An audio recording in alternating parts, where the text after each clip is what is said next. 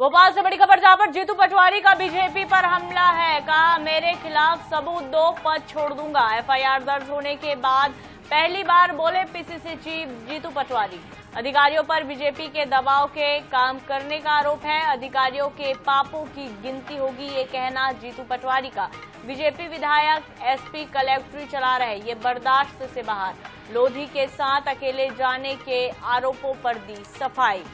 तो भोपाल से बड़ी खबर जहां पर जीतू पटवारी के हुए केस के बाद से लगातार जो कांग्रेस है वो सड़कों पर उतर आई है और उसके बाद अब पहली बार जीतू पटवारी ने कुछ कहा है, सुनिए।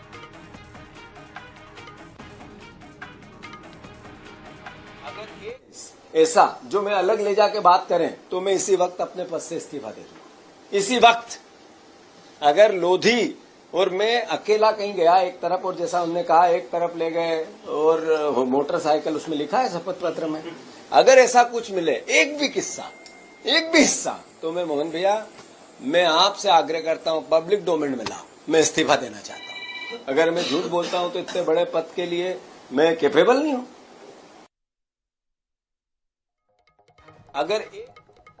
तो ज्यादा जानकारी के लिए सहयोगी अंकुश मौर्य हमारे साथ जुड़े हुए हैं। तो अंकुश, जिस लोधी के साथ जाने की बात यहाँ पर जीतू पटवारी की ओर से कही जा रही है, जिसका पक्ष जीतू पटवारी ने लिया, उन्हीं ने उनके खिलाफ एफआईआर दर्ज करवा दी। मामला उल्टा पड़ गया। देखिए, इस मामले में जो है कांग्रेस हमलावर है, क्योंकि अब पीसीसी चीफ जीतू पटवारी के खिलाफ जो एफआईआर हुई है उसे लेकर कांग्रेस हमलावर है और प्रदर्शन करने की तैयारी भी कर रही है। 8 जुलाई को अशोकनगर जिले में एसपी ऑफिस का घेराव करने की पूरी तैयारी में कांग्रेस जुट गई है।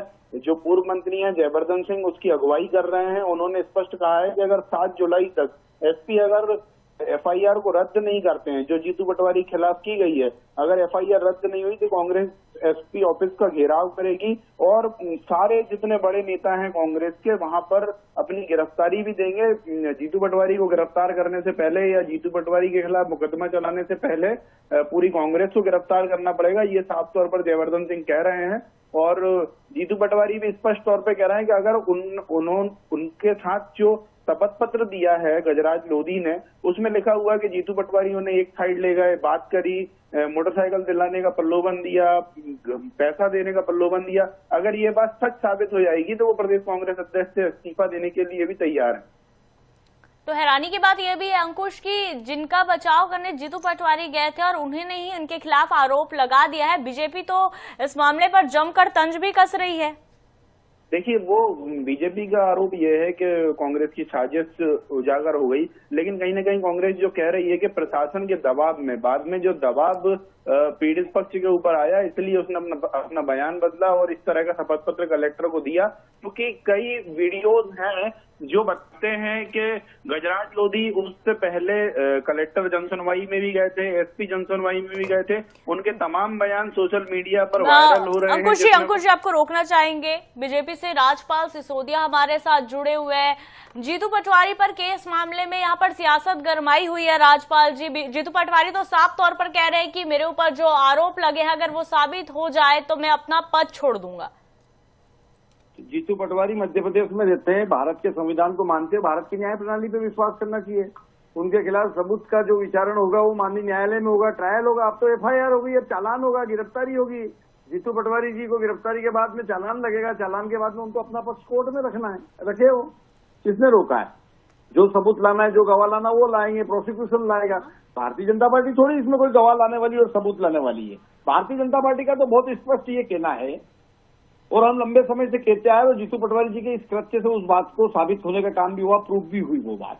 हम ये कहते हैं कि भारतीय जनता पार्टी का स्पष्ट मानना है कि कांग्रेस जब जब सत्ता से बाहर होती है तब तब सत्ता में पुनः लौटने के लिए समाज के ताने बाने को बिगाड़ने का काम करते हैं। ताने बाने के साथ साथ में समाज में भय की स्थिति पैदा करते, भ्रम की स्थिति पैदा करते, भय भ्रम की स्थिति पैदा करके समाज के ताने बाने को बिगाड़ के जिस प्रकार से जीतू पटवारी जी ने ये कृत्य किया है जिससे कि समाज में वैमनस्य फैलने का स्थिति बनी है, उस पर प्रशासन ने संज्ञान लिया है, पुलिस ने कार्रवाई करी है और फरियादी उसमें वो लोधी है जो फरियादी है। तो फरियादी सबूत खड़ा है सामने, प्रत्यक्ष वो एफआईआर करा रहा कि मुझे सब ऐसा गंदा और मेला खाने का और ये वो सब बोलने का बोला गया। अब किसने बोला, क्यों बोला, ये तो सारा जो है स्पष्ट स्थिति होगी।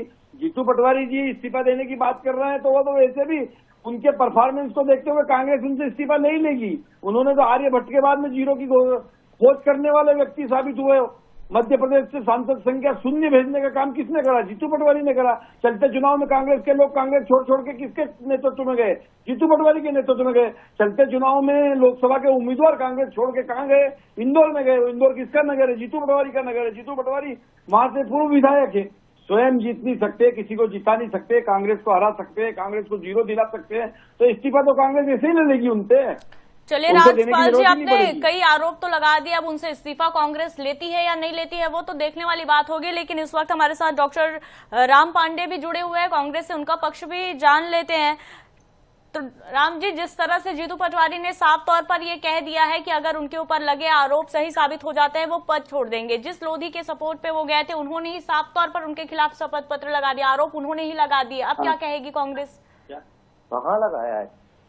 उन्होंने तो साफ तौर पर ये कह दिया है कि मुझे प्रलोभन दिया गया था मोटरसाइकिल का। नहीं कहा है ना, मैं वही तो बता रहा हूँ।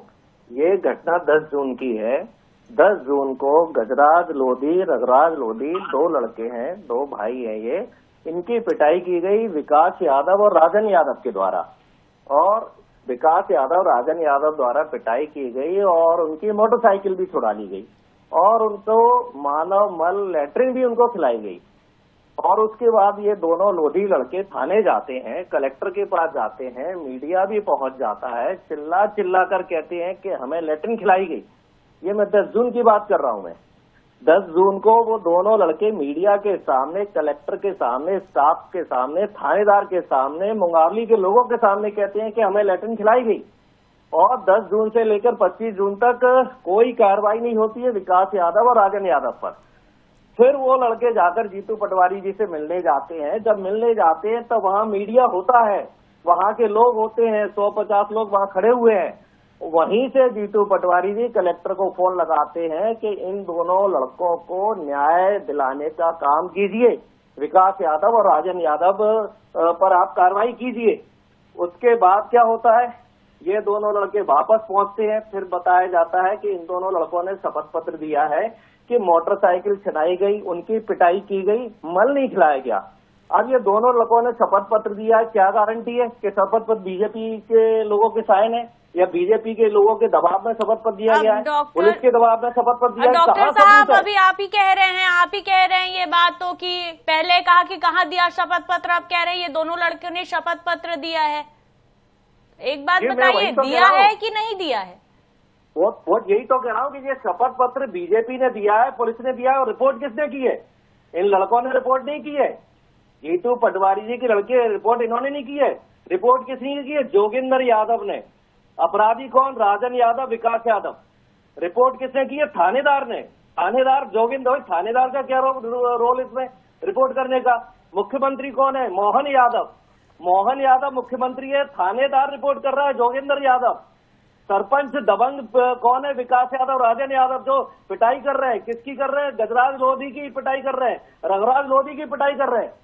तो ये दोनों लड़कों ने तो पटवारी जी की कंप्लेन ही नहीं की है, तो फिर एफआईआर कैसे हो गई? जब पीड़ित ने कंप्लेन ही नहीं की है तो एफआईआर किस आधार पर दर्ज कर ली गई है? चलिए, तो वाकई अब आप जो आरोप लगा रहे हैं, अब इस आरोप में कितनी वास्तविकता है ये तो जांच का विषय है। राम जी, फिलहाल तमाम जानकारी के लिए राजपाल जी आपका बहुत धन्यवाद, राम जी आपका बहुत धन्यवाद।